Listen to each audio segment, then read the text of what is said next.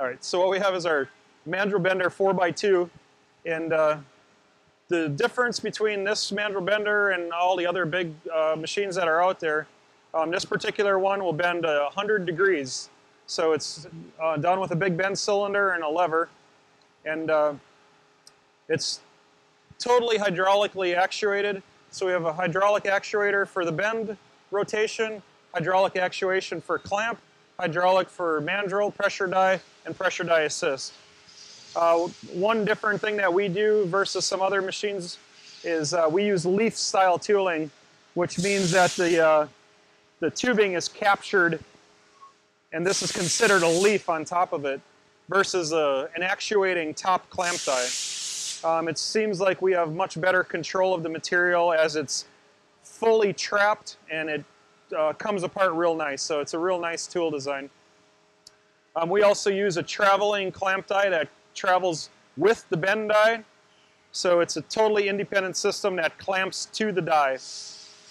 And when the bend is done, it also releases, so it's an independent swinging clamping system. The pressure die and pressure die assist are pretty typical and standard in the mandrel bending world. The pressure die advances ahead hydraulically, and with another hydraulic cylinder, it can be controlled to follow and put boost on the material as it's bending. The mandrels we use are, this particular one is a mandrel that can bend either easy way or hard way with the same mandrel. Okay, so the machine shown right here has a 20-foot table on it. This is obviously for doing longer pieces of material. The machine is available in both 20-footer and 10-foot tables. Okay, so this is our mandrel extraction station, and it's very simple. The cylinder extends, retracts. There's two sensors to mark its location and tell the controller where it is. What we utilize, because when you're bending rectangular tubing, the material needs to be pulled out from the die and rotated. We use a universal joint and a swivel joint. So the mandrel rod can actually pivot out of the way. You can freely rotate the material, and it doesn't change your mandrel setting. Reinsert it into the bend die, and your position is never lost.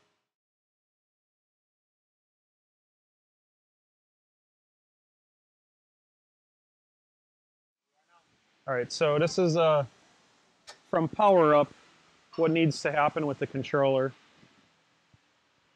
So it takes a while for it to boot. All right, after every power up, the controller is going to ensure that the machine is at 0 position. So you have to agree to this to reset 0 position. The machine does not remember its position after it's been powered off and started back up. So I'm just saying that I'm agreeing to this. And what I need to do then is I need to make sure that the machine is at its 0. So by doing that, I'd have to turn the pump on to do anything. Go to jog spindle, and what I'm going to do is, right now it says 1 degree. Okay, I'm just backing the machine up with the hydraulics, which I just did. And I'm going to press and hold this, and it resets it to 0. So that is our new 0 position. If you don't turn the power off, you don't have to reset 0. Okay, now that my 0 position is set, I have more options available. I can jog spindle, single bend mode, or multiple bend mode. Now basically jogging spindle is just that. It allows me to jog the spindle forward or backwards. It will only let you jog the spindle if everything is in the home condition, meaning the clamp die cylinder is retracted, the pressure die cylinder is retracted, the mandrel is retracted. If any of those things are not retracted, it won't let you rotate the spindle, and it'll give you warnings telling you that something is wrong. For example, this is now off. I press the pedal. It warns me and tells me that I can't move the spindle because all these this function is not at home. If it's green, that means that that function is okay. If it's red, that means the function needs to be corrected. So to correct it, I bring it back. Now the spindle moves. Okay, for single bend mode, we're going to do just that. We're going to go to single bend mode. And in single bend mode, it lets you do just one bend. So your bend is controlled by these two white fields right here.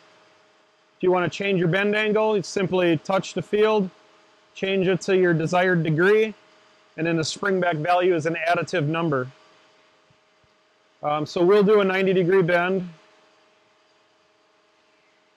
Okay, the selector switch here is an automatic advancing selector switch. It will automatically advance to the next cycle in line that needs to happen. But if you don't want to do it that way, you just have to touch it, and you can select any one that you want. The way the machine is set up right now, its mandrel extends first, then the clamp die, then the pressure die. You have to make sure that the functions are completed before you go on to the next one. For instance, you select mandrel. Mandrel has to extend, reach its full limits before you engage another axis, or it could get hung up in between. So we're going to go ahead and do just that. I'm going to extend the mandrel. So the mandrel is coming ahead right now. It's telling you that it's coming ahead because those two are red indicators. It automatically switched to clamp, which is the next in line. I'm going to agree to that, and you do have to pay attention, make sure there's no hands or fingers or other people around the machine when you're activating. The clamp is, you can tell it's moving. Once it makes it to the end, it tells you there that it's there. Now the pressure die is next. I'm going to extend the pressure die. Again, it shows that it's moving. Now the machine will not let you bend unless we have all green indicators on the right-hand side. If any one of those indicators is not green, that means the limit switch is not made, and the machine will not rotate, and it'll tell you a warning that it's something is not good to bend. Okay, so that was an example of a single bend mode. Now we're going to do the multiple bend mode. So to do multiple bend, you enter into the field, and what you have to do is it's showing us the current program that's up, and that was a frame rail that we did. So you go to Viewer, Edit Active, and here are the programs that are available or that were already created. So we have one test program and we have a frame rail that's been created. So if we want to do a new one, we go View Active, type here. Let's see, Manage Job. And select Create New Job. Okay, now we can name it. So it comes up with a default name if we want to name it. You can name it whatever alphanumeric that you want. I'll just call it Test 2.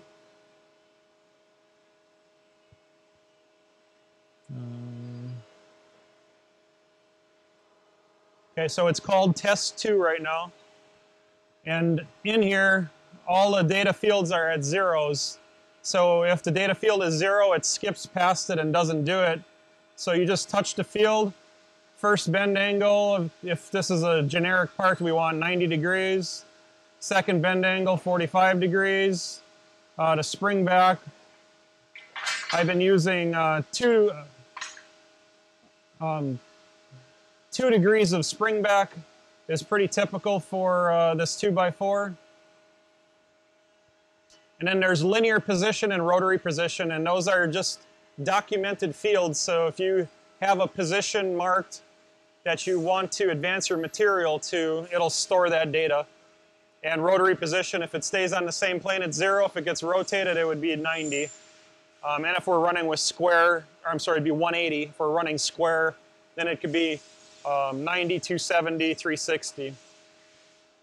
Okay, so once it's your fields are entered, you go to Manage Job and save it, and you can save and run it. So now it puts us right into the running screen, and it shows that it's Test 2 is what I called it. Our first bend angle is 90. Our spring back is 2. So this also has auto sequencer. And once you've proven out a bend in single bend mode, you can go ahead and use auto sequencer. And that will do all the clamping functions and everything by itself, and open all the functions up by itself as well.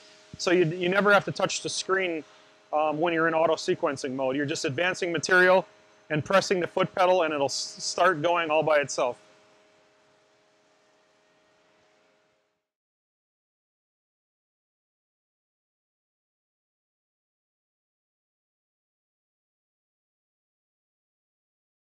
So the mandrel is a critical setup on this machine, and you never want to advance the mandrel without any material around it. There are interference areas in here, and the machine does not know if it has material or not. So if you advance the mandrel right now with nothing on it, the mandrel can extend, hit something, bend the mandrel rod, bad things happen. So you always want to put a piece of dummy material on, extend the mandrel first, then pull the material off to get your mandrel setting correct. So I'm just going to hold the mandrel rod up, and we're going to install a piece of tubing.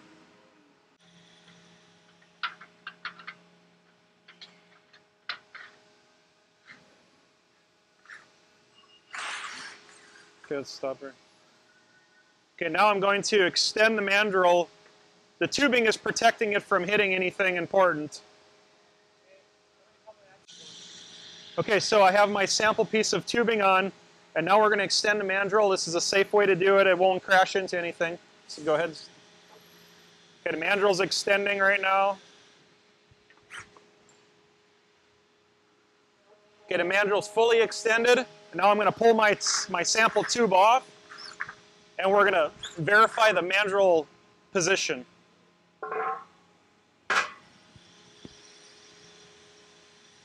So you swing your clamp die out of the way. So right here you'll notice I have 2 lines on the bend die. The first line is 0 or tangent. The next line is 3/8 of an inch this way past tangent. And if you notice, the body of the mandrel is right on that 3/8 bend line. And that's where we want to have the mandrel positioned. All right, lubrication is very important to the function of bending square, actually any mandrel tooling. You want to reduce the drag as much as possible inside, and inside is where all the drag is being created. So you can never have too much lube on the mandrel on the inside.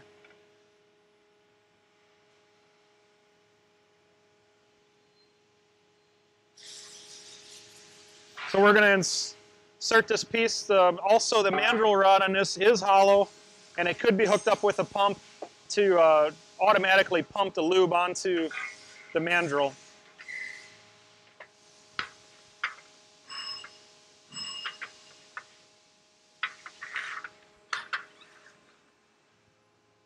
So there's a lubed mandrel with tubing inserted.